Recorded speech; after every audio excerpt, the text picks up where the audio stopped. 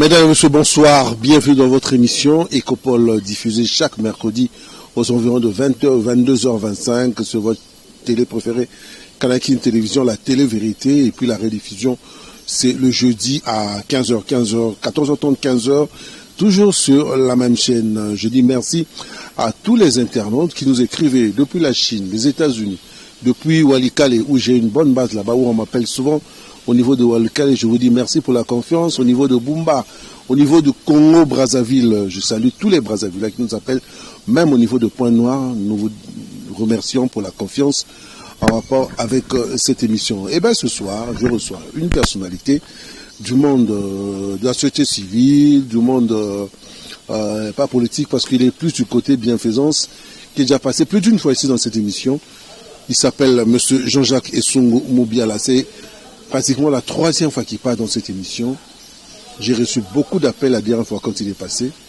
Et cette fois-ci, nous allons revenir pour faire un peu le bilan, 3 ans après, de sa structure RJCC, Regroupement de la Jeunesse Consciente au Congo, qui a été créé en 1995. Beaucoup d'activités, plus de 20 ans, pratiquement plus de 25 ans que la structure existe. Nous allons parler de cette structure, nous allons parler de l'homme. Pourquoi il est à mon akabat. Aza politicien, alikara masolo kara yabatu. Quand est-ce que vous avez politicien to éviter? Et bien ce soir, l'émission est bilingue, nous allons évoluer comme ça, pour parler un peu du social, si vous voulez, de la République démocratique du Congo. Monsieur Jean-Jacques Essongo, bonjour Moté. Bonjour monsieur Mario. En tout cas, vraiment un plaisir de vous avoir. Kozoyo, Lelo, ils n'ont pas si d'abord Kozoyo, Tozuyo, pour Babio Zarami, Mikana Batou na terrain. Mais Lelo, Tozuyo, Tomekosola un peu. Na o etali social, na o etali jeunesse consciente, na o etali RJCC, et l'autre c'est Ebani Makasi, to définir un peu ma contour. Pour bino aux alarabo, et le RJCC, tu es peut-être ambition électorale, examen, to comment nous connaître. Bonne soto. Non, merci beaucoup, nous autres, ça va bien. Nous autres, donc tout va bien, tout marche bien. Et RJCP, ça va bien. Vraiment, RJCP, ça va bien, tu as remarqué. Dans le lobby, un peu de mots. Il y a 3 ans, surtout là, qui n'a pas tout coûté sauté. La ligne peut s'absorber un peu évolution à RJCC. Comment vous avez remarqué? Est-ce que difficulté sur la Rapakassi, tout le monde qui m'a amélioration sur le plan social?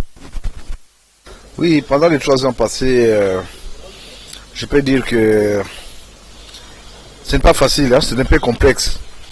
Complexe par rapport à tout ce que nous vivons comme problème au niveau de la vie sociale de la société, auprès des amis, nos membres. Donc on s'est rendu compte que Batou, vie, situation sociale à Batou, ils allaient se dégrader. Ça se dégrade dans sorte que, parce que comme Mingi, vous savez, nous qui sommes à tout moment avec la population sur le terrain, tous les jours nous sommes ensemble avec eux, donc tout ce qu'on a belé. Et on s'est rendu compte que la demande, le problème est comme il est belé que 3 ans passés. Donc il faut qu'on soit franc. La situation et la population, ça devient de plus en plus un peu difficile. Tout ça sentiment est dans la vérité. Mais au cadre à travers la structure de la JCC, beaucoup de dons, beaucoup de conseils. Il faut que le banque parce que il y a aussi beaucoup de conseils. Est-ce que les lots autocourants loba aux agents à travers Makanisinayo au pousser un peu Batou, pas mécapé qu'on se prenne en charge les parce qu'on ne peut pas tout attendre. Du moment où peindre la situation, le besoin très critique. Mais tout le monde qui RJC, c'est le regroupement de la jeunesse consciente au Congo. Donc, mot conscient, et ça quand même assez capital. Qu'est-ce que vous en pensez? Oui, c'est par rapport à nos objectifs parce que vous savez, nous avons comme objectif l'entrée de nous conserver la jeunesse et l'autre en charge. C'est vrai, on s'est dit, nous sommes plus à l'époque de la manne cachée, poser la quai et quitter la buisson. Mais dans toutes mes sorties, lorsque je sors, c'est-à-dire je demande à la jeunesse de se prendre en charge. Je leur donne seulement l'explication de ma vie. D'où je viens, dans Komiwapi, toujours Kendewapi. Alors il y a des sectes qui se sont inspirés aussi dans tout ce que j'ai connu comme parcours. Et Mingi va s'adapter dans le pays. Et ceux qui ont suivi mes conseils aujourd'hui, parce que oui, dans le cas de Bisso, non, Gana Mwalanzambe, c'est vrai, Nayoka Batoualubaki, na Simba Kisi, Nana Kisi, Les gens racontent de n'importe quoi, mais ceux qui se font ils ont un solo. Mais les bisons sont riches. Ça la pratiquement tout dans le Congo, on a beach, porteur, les loyaux, si c'est ma classe nayo, on a voyé fort nayo moko. Tu te dis non, tu dois aussi aider les autres. Donc tu es vraiment un modèle. Oui, c'est par rapport à la souffrance que j'ai connue dans ma vie qui m'a poussé aussi de devenir esclave d'autres personnes. Donc je me suis dit, Naouti n'a pas c'est pour aider les gens. Il faut y passer. So y passer au Soumanon Batouté. Moi je reviens d'Inéa. Naouti dans une situation moko difficile. Il y a un joie qui comme option. C'est par rapport à la vision de Zamba Pesanga. Où il y a un monique. Je suis là pour aider. C'est ça. Hein? Donc ma joie ma calcinanga au Sunga Batou à tout moment. Vous savez, je suis là. Ceux qui n'ont pas dit dans la vie. Cet esprit de Bina, il faut aller assister les gens. Est-ce qu'il y a un peu de choses, par exemple, les gens, moi, je suis la pause. Tant on a des gens, nous avons déjà le besoin, il faut ça la boyer. Et moi, je suis initiative en Zambie. Nous sommes des esprit d'Anga, nous sommes pas dans ça là. Nous n'avons pas sentiment. Nous avons une question à tous les gens. Est-ce que au débat parce que les bacheliers va couper ça en rambicité là qui s'en appelle les bapéchaka. Est-ce que dans RJCC vous avez pensé à ça, vous avez apporté des actions dans le sens où il y a que Sunga Batouba se prendre en charge? Bien sûr, d'ailleurs c'est pas mis l'objectif dans Bisso au que le fait d'être dérangé pendant pas si toujours déplorer les lots parce que comme il est belé on a eu l'option. Il y a procédé d'un microcrédit. Tu peux un microcrédit gratuit et pas un biseau. Et tu peux un microcrédit gratuit sans taux d'intérêt, sans intérêt. Et tu peux un microcrédit, c'est qui ont bien été. Alors on a organisé une formation. Tu l'as dit, tu organiser par séance de formation pour des orientations. Sur le crédit, comment est-ce que tu vas l'utiliser. Et puis, aujourd'hui, il a des C qui m'appellent. Les lots, nous avons bazo lobake, bazo bien bazo futanda ko bango moko, bazo sala, bayeko bamsala bango ba comme indépendant, bazo balongo pas mes parents. J'étais content, il y a une dame qui m'a appelé, président, vraiment, nous avons remercié Makasi, à nous faire un chango, nous avons une dame qui a mombele, à nous remercier Makasi de l'eau. Nando futanda kwa $40, mais namo futanda kwa $70 mombele. Grâce à moi mon bon on a bandagi le lota katana ekomi boy. Ça me fait quoi tant au kabate? Non, ça me fait un grand plaisir. Alors na aussi na ba homme sur besoin de crédit ba ça en ordre de thé. Na ba cotisation na bango. Ba ça la règle na ba cotisation pour nous permettre aussi et on peut ça crédit na ba o na nous ba suite. Parce que mon pression sociale les amakasi. Tout le monde te dérange, président. Seul, je ne sais rien faire sans le concours de Bissonionso. Et alors, on a nous, basé en régleté, la cotisation, pour permettre Bisso de se faire. Tu vois, par exemple, des gens qui nous suivent, à partir de la Bisso, il y a nos amis du Katanga. Donc je vais en profiter. Non, nous allons revenir sur ce dossier du Katanga, je sais pourquoi. De partout, besoin ça et comme il est belé. Mais on est limité par les moyens. C'est ça les défis que nous pouvons mettre. Jean-Jacques Essungo Mobiala, RJCC, regroupement de la jeunesse consciente au Congo, est l'invité de votre émission Ecopole diffusée chaque mercredi aux environs de 22h et la rediffusion c'est à 15h. Nous parlons plus du social aujourd'hui. Nous n'avons pas parlé politique. Vous avez l'habitude de me suivre sur la politique. Eh bien, l'Ecopole, c'est aussi le social. Monsieur Jean-Jacques Mobiala, mais il faut dire que Tchangu, quand je dis Tchangu, on a Matsina, Kingasani, Bakinkole partout, Osaki Kozala Kozala.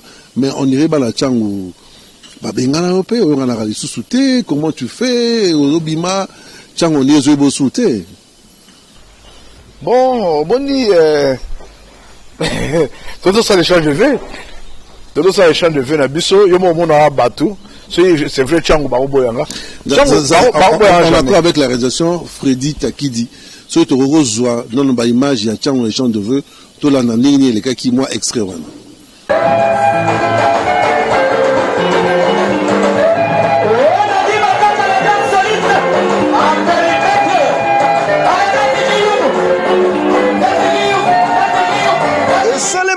dimanche oyo 6 février awa na siège provincial na bango na Tchangu, cérémonie échange de vœux ya ba membre ya regroupement de la jeunesse consciente au Congo RJCC ONG de Asbel oyo ekumbamaka na l'infatigable Jean-Jacques Esungu Mubiala. Après prestation ya groupe théâtral RJCC Awilo pe orchestre Boa Vida ya Gino Soki leader chanteur de charme oyo asepelesaki batu na banzembo ya sien succès nde président national Jean-Jacques Esungu Mubiala akotaki kaka ndenge boza komona boye esengo ezalaki na ndenge ya kosakana te yoke lokoyo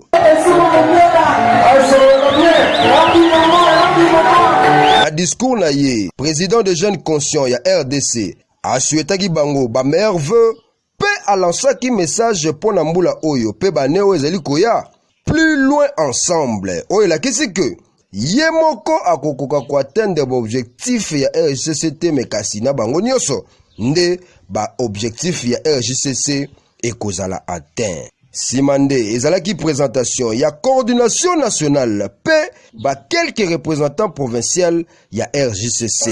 Troisième mi-temps erataki te Kolia Komela na rythme ya Victoria Eleison avec Julie Mubiala Baki amène le cerveau me la campé.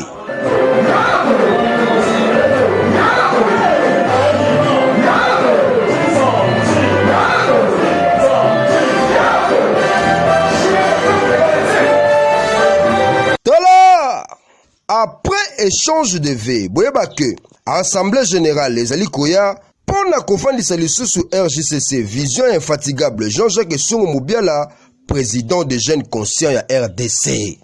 Eyokani.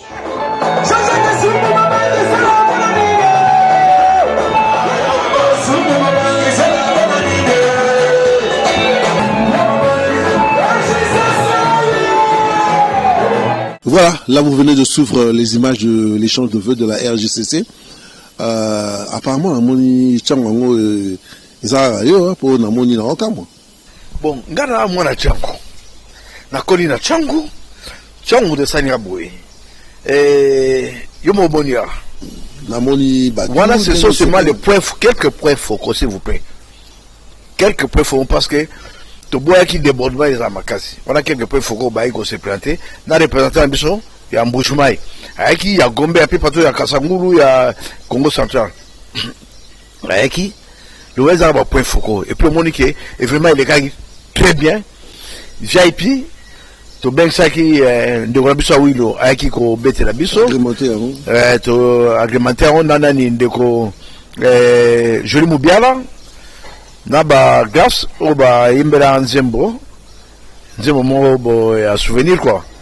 Donc la cadre bien faisance nangai alors tellement c'est mo les mingi yo mo boni ke na ba image ke etilaige na binaki na population na base donc les gars qui toko les gars calme et puis pour monter et puis na moi que tchang balinganga mingi kaka. Tu vois, lorsque je parle de Tchango, nous menons plusieurs actions. Ma popularité. Nous menons plusieurs actions. Ce ne sont pas toutes les actions qui passent à la télévision. Pour faire passer les actions à la télévision, il faut avoir beaucoup de moyens aussi. Vous savez, la paix, ça coûte. Mais les actions que nous menons, les actions ponctuelles. Nous, c'est philanthropique. L'assistance, il n'est pas dit que ce n'est pas le bango. Mais c'est vrai qu'il y a ONGD, c'est-à-dire Bible lobby sur le bord à droite et précis à gauche et batté. Nga et ça l'a passé, n'est pas l'élo et les carabas dans le monde. Parce qu'il y a des gens qui pensent que je fais ma publicité. Non, non, je ne fais pas ma publicité. Mais Dieu, si je le fais, c'est parce que par amour aussi. C'est par amour, parce que je veux aussi d'autres personnes de bonne volonté au barreau contribuer. Au moins, ceux qui est banal, ça va mais lorsque je passe, j'attire beaucoup de gens. Toi-même, tu m'as confié combien de gens, ils sont associés, pour tout ça là, jusqu'à tel point, Lumbashi, Mwanda, Baboma un peu partout, s'intéresser à Bisso. Les lots RGC, et ça international. Je vous dis que les images qui passent à la nous allons revenir, excusez-moi, à Katayo. La question que j'allais poser, j'ai appris qu'au déplacé à Kyokineki Nabakatanga, vous allez faire une tournée pour voir comment les choses se passent là-bas. Moi, je voulais savoir, est-ce que ce sont les mêmes problèmes que vous avez rencontrés là-bas ou à Kinshasa et à Ngokutikuna? Donc ça veut dire que Congo a un problème à Kassi. Les jeunes ont les mêmes problèmes, partout. Les Congolais ont les mêmes problèmes. Au moins, moi, ce que je regrette, parce que les Congolais n'ont pas cette culture d'abord de cotisation. Comment d'abord ça s'est passé au Katanga? Les Congolais veulent toujours à ce que Bapé Saï, la mantom du ciel. Au Bissou, la RCC, ce n'est pas ça. Bissou, au niveau RCC, le problème, c'est quoi? Tolingui, changement de mentalité. Pour nous, le changement de mentalité, c'est par rapport à l'état d'esprit. Et bien, on voit ça là, au Bissou, dans le bureau aujourd'hui, ils ont vraiment évolué. Je suis arrivé au Katanga, j'ai vu des jeunes, beaucoup de jeunes. Qui se débrouillent aussi. Qui se débrouillent. Des jeunes souciés, des jeunes ambitieux. D'ailleurs, c'est pour ça que je les ai demandé de faire la politique. Ah, vous avez demandé à ces jeunes? Je les ai demandé de faire la politique. Mais la politique, ça demande beaucoup de moyens. Comment vous... Si vous ne voulez pas faire la politique, la politique va s'occuper de vous. Il y a moins aussi de leur dire d'être des entrepreneurs dans les entreprises, de créer je les ai demandé de des faire la startups. politique. Parce que tu sais pourquoi? Allez-y. Au niveau de notre structure, nous avons une structure que nous avons créée pour gérer les ambitions de tous ceux qui veulent faire la politique. Yeah. Nous avons c'est une branche au fait. Tout à fait, c'est une branche au niveau de notre structure. Alors, l'entrepreneuriat, c'est vrai, ça c'est la clé. C'est la clé de ce que nous faisons au niveau de notre organisation. Moi, je me dis, je constate toujours, tout le monde ne peut pas être bureaucrate. Tout le monde ne peut pas travailler dans un bureau quoi que ce soit. Dieu sait pourquoi il a mis chaque travail à chaque étape. Chaque profil aussi a son travail à faire. Et chaque travail à faire. Dieu sait pourquoi il a fait tout ça. J'étais avec nos amis du Katanga, du Congo central, parce que maintenant au niveau du Katanga, en dehors des actions philanthropiques, les gens sont en train de s'organiser pour plusieurs actions qui sont menées à la télévision, que plusieurs sont menées sur place, que vous allez suivre. Même à mon absence, là je me suis déplacé, ces gens sont descendus sur le terrain pour mener les actions. Donc, ils ont appréhendé ce que le président Jean-Jacques fait. La vision, l'idée. La vision, et puis c'est devenu maintenant une réalité. Je peux ou ne pas être là. C'est pareil comme en Bouche-Maille. Au Congo central, nous revenons de là. Vous avez sur les images. On était à Belachola. Parce que maintenant, c'est quoi? Tu sais, l'agriculture, c'est la clé de tout ce que nous vivons. Le socle du développement. Le socle du développement d'un pays. Alors, moi, je me suis dit ceci. Nous avons des projets agricoles. C'est-à-dire, nous voulons maintenant changer l'esprit des gens. Qu'est-ce que nous avons fait? Au niveau de notre organisation, nous sommes organisés pour acheter des portions de terre un peu partout. Okay. Au niveau de Belachola et au niveau des Zadi Congo. Parce que nous avons des projets de développement agricole. Très important. Que nous sommes de réaliser. Les populations à se prendre en charge. La population doit se prendre. Vous savez, par exemple, aujourd'hui, tout ce que nous mangeons ici, ça vient au moins 60% ou 50%. Ça provient du Congo central. D'une province, au fait. Où il y a des jeunes aussi. Il y a des jeunes. Des mamans. Des mamans. Alors moi, je me suis dit ceci. Pourquoi pas acheter des hectares de champs? Nous sommes organisés au niveau de notre structure pour acheter des hectares de la terre. Par rapport à ça, nous allons s'aimer, mener les champêtres, tout ce qu'on sort, et puis tout ce qu'on va réaliser, tout ce qu'on va récolter. Comme vente, en fait, comme recette. Ça va se vendre, ou soit au niveau des bateaux bien sur place à Kin.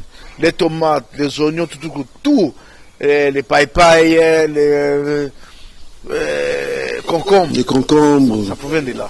Les aubergines et consorts. Alors on s'est dit ceci, les ananas. Les ananas. Les bananes plantains, les bananes, on s'est dit ceci, pourquoi pas qu'on puisse les vendre et puis faire la péréquation. C'est-à-dire après la vente. Donc, nous aurons notre dividende. Nous avons fait la péréquation. Au moins 70% peut rentrer. Dans les provinces là où on a cultivé. Là où on a cultivé, c'est-à-dire ça va leur permettre de voir, ça va nous permettre de voir quels sont les besoins des jeunes, les besoins réels des jeunes qui sont là. Et on peut les autofinancer. Ils peuvent aussi s'autofinancer.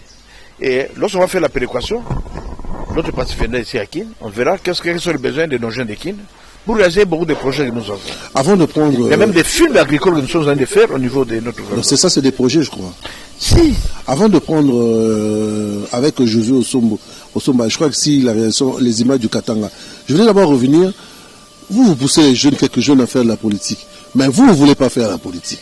Mais c'est quand même un piège.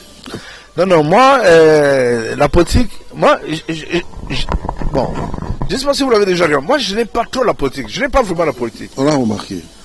Je n'ai pas la politique, mais c'est plus le terrain, oui, ce sont un peu mes comme bases. la société civile. Ce sont mes bases, moi c'est plus la société civile, mais ce sont mes bases qui me poussent à faire la politique. Mes membres m'appellent, me disent, président, vous avez la bonne volonté d'aider les gens. Mais ce qu'on a remarqué dans ces pays, pour avoir de bonnes fonctions, pour occuper des postes clés, au fait, il faut le dire. Dans ces pays, il faut être politicien. Marche de manœuvre ne nous permet pas d'aller au-delà.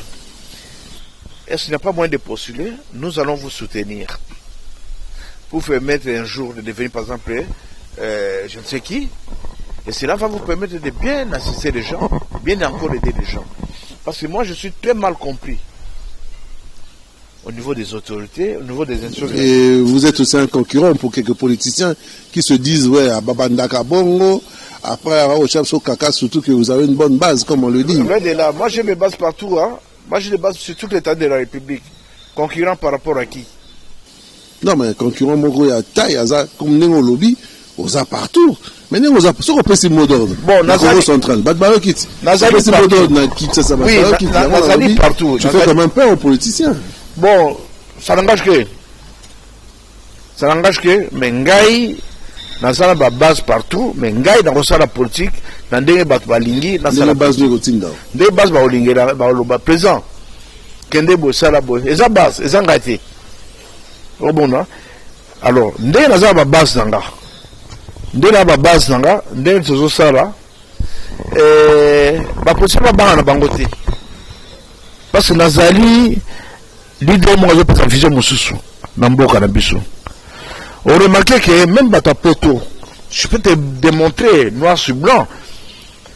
Les images viennent de passer, je vais passer le nom de la chaîne. Mais dans la pression bata Belgique, bata Lausanne, bata France. Oh bah c'est permettre de non, nous sommes garants pour placer avec tout ce que tu fais là. J'ai des gens qui me consultent même en Ouganda. Babenganga. Babi, nous voulons quand même tout kutana yo. Bah, initiative aux Anango, ou à Osalpe Aïe Panambiso. Mais je suis qu'un simple fonctionnaire de l'État. D'abord, il faut demander l'autorisation pour se déplacer. Et puis, je suis limité par les moyens. Nous avons revenu sur nous avons eu beaucoup d'informations sur le problème des moyens. J'ai des idées. J'ai beaucoup de projets. Dans la Bambiso, de l'eau, surtout mettre en application. Regroupement de la jeunesse consciente au Congo, RJCC en sigle, créé pratiquement en 1995. Honnêtement, mentalement, quand tu te réveilles le matin, hein, au Sokoli, au Bongano, Taïgitalatala, au cas un peu fatigué, tu ne dis pas que Nassali Petro n'a pas et dérange à Kayote. Non, il se dérange en gâté, sauf que j'ai des sérieux problèmes avec madame mon épouse. Voilà, côté privé. Na ndenge ya facile dans le sens que c'est-à-dire ndango za nazo ndako okomi boye ndako coup de fil, il y a une urgence dans tel hôpital, il y a une urgence à tel endroit, on a besoin de toi en urgence, je suis obligé attendre Andolia na kati na keina nunaiba des années, ça me crée des problèmes dans ndako nanga. Moi babengi wabi bon moi je travaille, c'est vrai je travaille. Mais les week-ends. Comme ça, l'État faut ça la paix pas. Il faut ça la passer. Même la Bible a dit, le dimanche il faut se reposer. Mais parfois, le dimanche on me reposer. Je suis obligé, qu'est-ce qui se passe sur le terrain? Et puis parfois, ben kio. Mais aujourd'hui, il y a pour répondre, on va profiter dans le week-end pour comment, qu'est-ce qu'il y a? Mais Dieu est merveilleux. Comment ça? Dieu est merveilleux. Quand tu pries, je sais, mais là. Nzambe aza bolingo. Je peux te dire, je n'ai rien sur moi. Mais, bakobenga yo, balobi tel problème. Olobi na oya samedi bena dimanche. Au moins, Nzambe on sera miracle mon bébé ce vendredi, aujourd'hui quelque chose pour aller résoudre ce problème-là. Jean-Jacques Ressou, c'est plus Dieu. C'est ça mon secret. Nous allons revenir un peu. Vous sillonnez le Congo, aux autres la Congo, Congo central, Katanga, aux autres Kende. Mais aux autres là, aux fonctionnaires, les tous en avoir moins, mais tous les informations aux en avoir partenaires et belé, comment tu fais? Ils ont un bon tout ça. Et ils en ont. partenaire numéro 1 est Nzambe. Ça, c'est ce que les gens oublient. Mario, le fait à Banayo, c'est une grâce pour moi. C'est une relation de plus dans ma vie. Oui, ça ne sait jamais. Parce que Dieu est le maître du temps des circonstances. Na parcours dans Nzambe tchana muto n'importe qui. Nzambe aza merveille. Na parcours na, tu sais que na makamasa là parfois dernièrement on a outil Belachoma. On en a pas image des gars qui est la télévision. Il y a des Congolais qui habitent Ouganda, Balandi, Babenginga, Bapesika Baconseil. Baconseil, c'est un mon riche pour Nanga. Ça m'a beaucoup inspiré, ça m'a aidé pour acheter un Makamususu. C'est la richesse. Très important. La richesse des armes bongo par rapport à des bateaux cancer. Après conseil. Conseil on a pas les armes bongo. Koye Bana. Hein, Lelo, il y a des grands qui me respectent. Rofano Boy, Omoni, Bamam Benabiso, au Balandi, au bas de M. Volontaire, Balandi, Bissou Babi, à président. On te voit plus à la télévision. Qu'est-ce qui ne va pas? Ouais, mais je n'ai pas de moyens. Et n'oublie pas ce que je fais. Parfois, je sacrifie ma maison. Très souvent. Très souvent, je sacrifie ma maison. Il y a des moments où on me paye mon salaire, je me dis non, c'est moi, je vais sacrifier mon salaire. C'est juste pour aller assister les démunis, pour aller assister les nécessités. Et je l'ai fait à bon cœur, à bon père de famille. Nous allons revenir le temps de vous allez remarquer, il n'y a pas longtemps, nous étions à maman et moi. Nous sommes allés assister des gens. On a assisté des gens. Alors il y a des besoins qui manquaient. Dès qu'on a commis Sikoyo, il y a un retard. Oui, na outil appui. Autre. Na outil na dépôt pharmaceutique. Kosenga ba kisi to somba. Kosenga te. Na outil somba. So lingi to na voiture nanga omoni. D'ailleurs, je vous autorise, boye na voiture pour filmer bon mona. Ba kisi na outil somba. Ça dit ba on ba tanga ba kisi. Na outil somba pour to ke no sunga bango. Na kile na nini na yolo na hôpital ya Mabanga. Hôpital Mabanga et Banano. Il y a des gens qui me suivent à la télévision, bah au monde on a un petit là, habit pesant. Les gens meurent du jour au jour dans l'hôpital, bah sur le banamike. Et c'est moi ils étaient dans son bango. Banapaba qui si banapaba makila banini. Vous allez vivre, vous allez sous les images. Je crois que si possible, tout à l'heure quelques images, il y a M. Jean-Jacques Essou. Jean-Jacques Essongo Moubiala, président des jeunes conscients, il y a RDC, Kokomanaye na capitale, alekaki nano awa na hôpital général ya Kisasa ex mama yemo, ayaki kosala action lokola momesano, na pavillon oyo ya ba diabétique esika nini, amemelaki bango bakisi ya première nécessité po aider bango na tango oyo esengeli. Kobanda na chambre ya liboso tina oya suka kaka ndenge boza komona boye akotaki asambeli pe apesi bango mwa ide selon baction basalaka et puis apesaki maladi na maladi kaka ndenge boza komona boye esengo ezalaki na ndenge ya kosakana te papa mo okutu azalaki wana azangaki maloba te itiki bokipasio na nyonso ya kosola biso nzambe wana yatikalaka na nyongo mutu te akanisela yo na liboto na yo na bandeko nyonso bozo travailler afungolela bino suba porte amultiplie yango au centuple ndenge asalaka de façon que na mala nsima osunga mpe bandeko na biso mosusu. Vraiment merci beaucoup. Kolongwa na ye na hôpital général, l'infatigable Jean-Jacques Essongo Moubiala accompagné na madame na ye maman Jeanne Mbouyi pe mwana bango Keren Essongo na quelques membres RJCC bayaki nde kosukisa tourne na bango awa na orphelinat sa marche ya ONG de RJCC esika nini bayaki nde ko clôturer année 2021 po afete elongo na bana na ye oyo bafetaki na ye te po azalaki libanda ya mboka amelaki bango biloko ya ndenge na ndenge kaka ndenge boza komona boye basaki ya loso bakisi baju na mwa eloko kaka ndenge ezalaka ebongo ntango bamonaki ye esengo ezalaki na ndenge ya kosakana te yoka eloko oyo.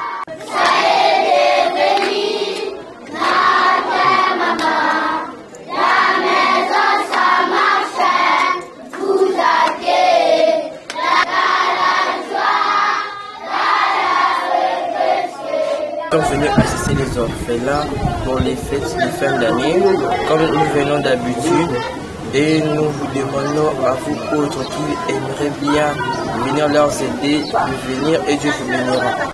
Ndeko Jean-Jacques, tu as aussi comment la image dans niveau orphelinat, mais dans mon okumba qui famille non mobimba, et ça symbolique que ça va musala au sala ka ou comment.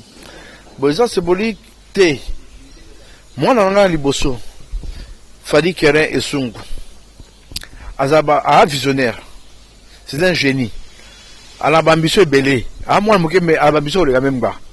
Yana linga na epse azala lokolanga azabo motema oyanga. Aeba, qu'est-ce que j'ai fait dans ma vie? Un jour, yepe abanosara, je peux ne plus être là. Pour avoir des franga. Moi j'étais obligé, il y a comme ma bango, na makamanga na salaka. Moi si là il faut eba, qu'est-ce que j'ai fait dans ma vie? Ayogaga, à mon télévision. Mais elle a accompagné la vérité. Donc, bon, tu regardes dans l'orphelinat, tu m'as vu pleurer. Ça m'a fait très mal. Pendant que nous sommes, est-ce que moi, anecdote, au milieu du but, tu t'es dit, mais c'est pas possible. Comment on peut laisser les gens comme ça? Moi, histoire, moi, qu'au bétaté, nakati, voilà, ils ont un peu prenant, moi, témoignage. Non, pas ça des témoignages. Il y a orphelinat. Il y a orphelinat baninde. Il y a des membres de Benga. Tu n'as pas de ça côté la base na Petro Congo. Nazo que na Petro Congo na comme na niveau ya 3 payotes. Na kuta na nini na embouteillage. Na moi mokazo la nanga. Moi ba 7 ans bien là, moi ba 6 ans. Papa kabela mbo na bengani mbo na bengana pusani na embouteillage mususu petit raé. Oh papa. Soko swinga te. Alors alandio nazo kufa ala ninga e frappa ngala. Oh. Ukufale lunga una ote mama kufa papa misa soda papa bala mwasi mususu mais moi ça landa ko so eloko ebungi nga ndoki muyibi. Je me suis rappelé na vie onga la menaki parcours na me rappelé na parcours nanga ça m'avait choqué na juillet na tué na mutuka toke sika na ndokende na kuti baso beta moi en face nanga. Na tous les mamans nabi mais qu'est-ce qui ne va pas? Abi habitant le solo abi non. Bana bazo souffrir, baba orphelin, des pères et des mères, tala moi la moketala so amune na mai batia na toka. Nepse metala situation na kuta dango a. Na jumbo na pesa mbi tu les gardes. Na zongi je n'ai rien sur moi. So na jumbo na pesa yo tala ndeno sunga moi non. Na kendeki nzambe ozo nzambe. Ah juste Dieu m'a donné à Pamboulainga. Et nae aux Anabi. Qu'est-ce qu'on peut faire pour ces enfants? C'est par là qu'on a commencé. Dans une dame, on a venu, on a sima, kotama anjili. Ndete aux Andako. Ndé, au fenêtre, banda bongo. Le commando à Mounene. Alors, terminer si ça idée. Alors, tout de suite, par exemple, quand il y a Belachola. J'étais à Lubumbashi. Na isa ba action nanga. Ba benga na membre na biso oh non koto on a violé, on a pillé ba bomi na bato. Ngabi oh. Ben civique. Na bengi je suis au Somba. Poye elle a toujours prêt à plus qu'un militaire. Na benga na les on a beaucoup association structure RGCC. Oh, chacun a vu sa communication. Un grand monté, allez, va monter toi RDC. Ah, je suis au Somba. Il y aura ma moyenne na nini. Bon, je n'ai pas assez de moyens. Quand tu descends à Mwanda, vérifie. À vérifier, à Eurozone à expliquer. Ma maman Bilamba, ils ont toutes les dignités. Alors, Nazaire Mbongo, un peu d'argent sur moi. Tu connais pas dans le comité. Tu veux maman. Beaucoup de rappelé. Oui. Ressources na biso. Et où t'as quelques membres qui. Tout à fait. Bakente Pindi, bande Futi, bande Batwa Nyoso, Tozi, tout ça ici, bande Chovo, tout ça c'est bon, bande Norbert Kubu, Kankonde, Robert Kivanda, papa Robert Kivanda, tout ça c'est mon bongo. Maman Oyo Dani, maman Toussé, Christine, maman Boboto. Na maman a besoin de temps comme on peut en combattre. Tu connais mon bongo. na tindeli Josué akiti sur le terrain asomi maputa loso balmet bloto apesi bango mais tango akei akena bashtanga habitala mudatide bino biloko la combo RJCC la combo RJCC batona bazole abi papa tala barebesa inga alors basengai ba panneau solaire ba biloko ebele c'est par là elle je suis absent bino nga na fêter yara si pas bonne année Noël il y a 2021 na moi dans la Belachola et Dieu n'est l'absent bi nzamba juste nzamba senga opposité mo nous avons voyagé en équipe tout de suite de relation ba ndekona ni Guilain on va aller par exemple au Congo central au niveau à Boma on se quitte dans bango au niveau ya nani ya Mwanda tout d'abord bandeko Julien bandeko Francis basimba RGC na niveau ya Mwanda to quitte na Belachomba to comme na Belachomba to kana ba panneau solaire to na bilo no so senga ba image de Goloba nga Goloba ngate image de Goloba kokota na ye na village Belachola Mwanda na Congo central ezalaki nde lokola ya mwana nzambe na Bethlehem koyemba kobina mandalala maputa yenani Jean-Jacques Esungu Mubiala président ya ONGD regroupement de la jeunesse consciente au Congo RJCC oyo ayaki kofetela ba villageois ya Belachola après likambo ya pasi oyo ekomelaki bango nakokoma na ye ayambamaki epai ya chef du village ya Belachola kaka ndenge bosa komona boye après akotaki esika oyo babongisaki mpona koyamba ye kasi ya kokamwa 30 minutes ya animation koyemba pe kobina tango azwaki maloba epai ya représentant ya ONGD na ye RJCC na Mwanda pasteur Francis Mayembe président de jeunes conscients ya RDC Jean-Jacques Esungu Mubiala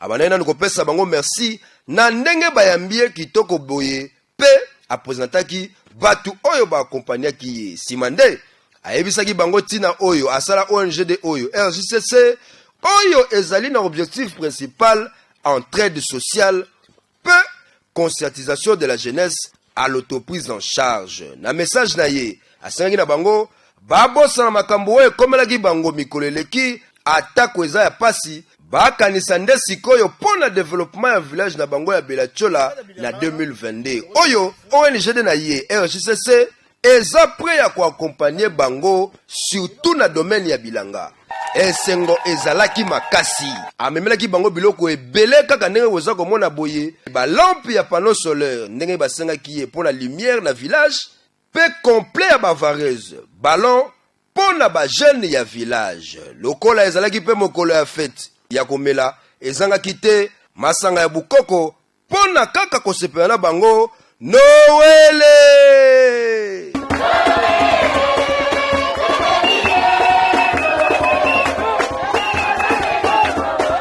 Après cérémonie à chef coutumier na makasu manjefu pe remise symbolique ya biloko oyo amemelaki bango ambiance emataki lisusu na ndenge ya kosakana te.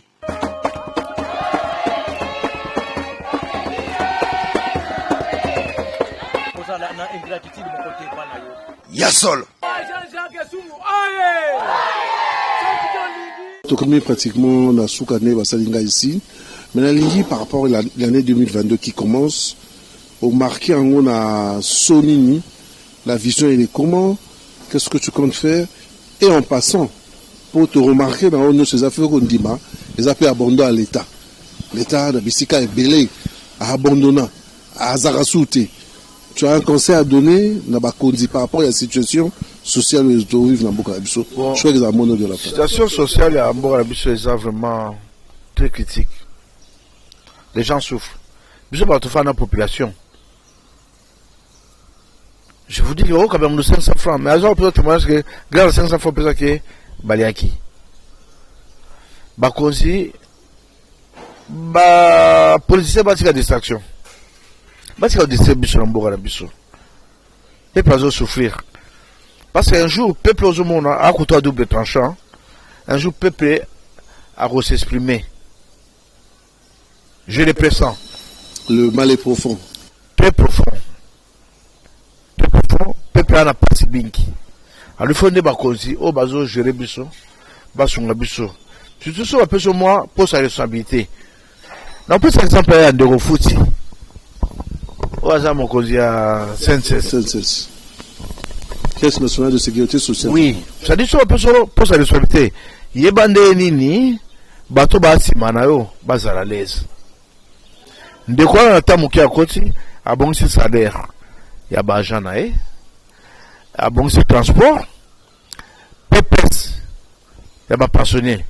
Et Mati, et Bongi, condition de vie sociale, et Mati. Maman n'a n'est tous, ouais, c'est vrai. Nata Mouké. Maman n'a biso maman n'a ni Adèle, Kainda, ou ali Nzambe Mingi wana, na respect air. Ache ordre, un peu partout dans le niveau de l'entreprise. C'est-à-dire, l'igi, vie sociale autour de bas, et où t'es là, c'est-à-dire, moi, je change pas mon boyer. Mais il y a eu des ordres. Mais les peuples ont souffert dans ce cas. La vision pour l'année 2022, RGCC rapidement. Vision dans l'année, qu'est-ce que tu comptes faire, Makanise Masolane? Vision la biso et koye dans l'Assemblée générale. Biso, l'Assemblée générale. L'Assemblée générale est bientôt là. Il y aura des grandes décisions. Mais par contre, on va faire l'Assemblée générale. Bâtir le rôle de négociation, nous le gars qui était là, bâtir à Kumbela Masolo. Nga ezanza me d'après sa vision nga. Ata balongo linga. Nzambe mo ebi. Tout ce que j'ai fait, c'est par inspiration en Zambie. Et je vais m'incliner dans la décision de l'Assemblée. Mais il n'y aura pas de décision politique après l'Assemblée, et vous allez Bon, décision politique, je ne pense pas. Décision politique, non, on a été parce que Batunabi so balingi na kenena parti politique bon boy et so fibré. Déjà. Oui. Si tu ne veux pas faire la politique va s'occuper de toi. Mais là, je vais bosser là. Moment où on a nous, le comité. Merci beaucoup, Ndeko Jean-Jacques Essung Moubia. Je rappelle que vous êtes le président du regroupement de la jeunesse consciente au Congo. Monique Masolé, c'est Bela Gossola. Mais les téléspectateurs qui n'ont suivi, quelques images, la réalisation, la volonté. Ce que moi je retiens ici, au-delà de tout, vous dites quand même aux autorités d'être honnêtes et justes envers les populations. Parce qu'il faut le reconnaître, la situation en République démocratique du Congo sur le plan social est chaotique. Et vous êtes parmi ces personnes, avec vos maigres moyens, vous essayez quand même de sillonner la République. C'est pas facile. On espère que quand nous le Binza Maropé sur Makassi, Makame qui est Moussika, et que Mokapé peut évoluer. Oui, projet les années. Rapidement. Juste on dit ma Pambo Ninga Makassi. Alors dans cette entreprise mounene. C'est-à-dire résultat ma dividende dans Gagnoso. Vous avez pris un batapasi, batamawa. Et puis il va déjà. Si on a moni qui n'andako, moi provision est ali. Même sa madame, oh non c'est Nicolo, tout son bateau. Ce provision peut être mingi. Même si on joie, tout ne soit pas passé. Nous avons des cas sociaux de notre là, nous sommes les grandes télévisions. C'est ça Jean-Jacques Essung. Merci beaucoup, monsieur Jean-Jacques Essung, très franc, très direct à propos nae. Merci à toi aussi, Freddy Takedi, que j'appelle affectueusement l'invincible. Merci à toi, Josué Osoma, l'infatigable, toujours Nakata RJCC. Merci à les spectateurs. On va voir Braza. Oui, on peut ça beauté. D'abord dans toute ma famille entière, comme madame mon épouse, Jeanne Mozungo, et Sungo, mon fils aîné, au hasard la vision, Fadi Kéré Sungo, Geoffrey de Sungo, Nolan de Sungo, Bandego Ketin, membre de sur 11 de RCC, sans oublier Ndeko Achimatemo, on a profité pour fester. Attention, c'est quoi? On a acheté comme question. C'est qu'à Bassam. Ah, je suis là, mon loin. Mais tu sais qu'à Moussa ça, maman là, mon. Bangonde balinde Moussa les Kébé dans bois, mais c'est pas distraction des gars mingi. Distraction des gars mingi.